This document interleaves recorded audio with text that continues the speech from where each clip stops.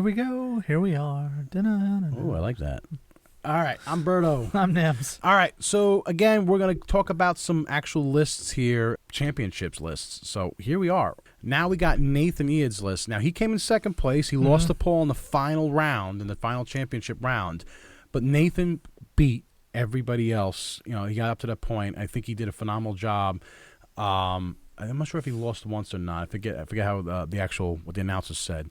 But he got to the final round with Paul with this list. And it's, again, just like every other list, I mean, it's a well-thought-out list. It's a simple list. Yeah. And he's only running 3 ships. Yep. So he's got Poe, just like Paul had.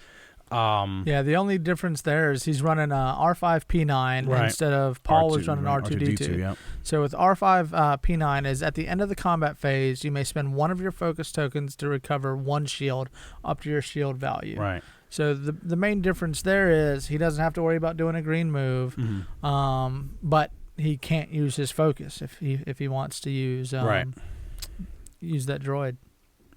And if you look at you'll see sometimes with Poe Dameron, you'll see either R2 or R5P9 being used in the situation. And then for the other ship, he's got Horn. He's got the EWing Horn, and this is almost a typical EWing setup, or I should say Horn setup. And if you don't recall, Horn's abilities at the start of the end phase, you may perform 1 attack. You cannot attack during the next round, so you can basically do 2 attacks. Yep. And he's also got Push the Limit, fire control systems, and he's running R2D2 on Horn instead of Poe, and he's also got the engine upgrade. Yeah, because you're going to do a green move to try and clear the stress from Push the Limit, so you might as well gain a shield back while you're doing that. Yeah, makes perfect sense. Yep. And then last but not least, he's just got a regular prototype AWing pilot. Yeah, just trying to fill out the rest. He's got the title card on there, which gives him a -2 squad point, too. So that's how he managed to fit that little A-wing in there. And the difference between like Paul's list was running 4 ships. Nathan was running 3 ships. But with Horn was very mobile, very flexible, mobile, and he can do a lot of stuff. But if you watch the video, there was a point in the game, in the early part of the game, where Horn came up. Right, so you had Paul coming in on a slant this side, and then you had Nathan coming up this way, and his Poe was coming around the back, and he was going to basically take out Paul's stress spot. But you see where when he comes up with Horn and the A-wing, all of a sudden he makes a turn around, right, to either to move around the asteroid, I forget what it was exactly, but then all of a sudden Paul capitalized on that, and then he was following Horn the whole way, taking shots at his back, and eventually it was too late before he can do a K-turn to turn around, and then Horn was dead. And once Horn was dead, it was a domino effect. And I believe I think he did concede in that match, but like after his Poe was left. But it was just, I mean, it was it came down to flying. Yeah, exactly. More times than not, a well-flown list is going to beat, a heavily built list. Yep. If you dump a lot of points into one ship, as soon as that ship's gone, then what's interesting too. That happens to me all the time. Yes, and me too. Because the thing about, like, we always put a lot of time and money into money might mean points into.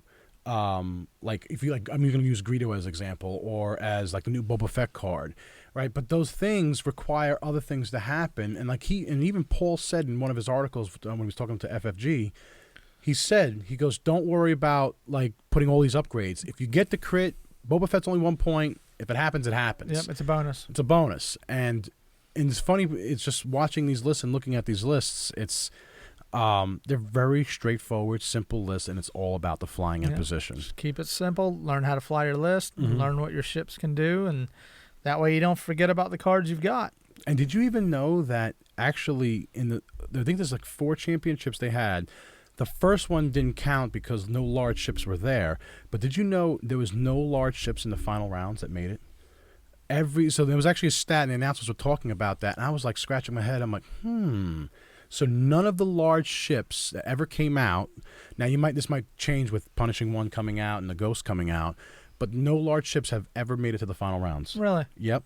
And it was actually an interesting stat. You would have figured back when the Falcon, like heavy, like no, they said like a Fat Han. Or, now that would be for different tournaments, yes, but for the World's Championships, FFG, they said no major ships, and even Paul, he has not run any large ships in the rounds. He's always run small ships. You got to dump so many points into them to make them worthwhile. Yep. I know that. I love running large ships. So, but it was just an interesting fact that they brought up, and I'm like, oh, scratching my head about that. But yeah, Nathan's list, like I said, even though he won second place and he was just caught in a bad position with Paul's list, he still did a phenomenal job. I mean, he's a younger guy, and Paul's he's seasoned and salt and peppered in the hair a little bit, kind of like me, a little salt and pepper in up there. You can't see your salt and pepper. No, I'm a redhead, so I will just go white. Just go white. But Nathan did his practice. He was practicing a lot. He made it all the way up to the finals, and this is the list he did it. Like I said, we'll have the list below, so definitely take a look at that.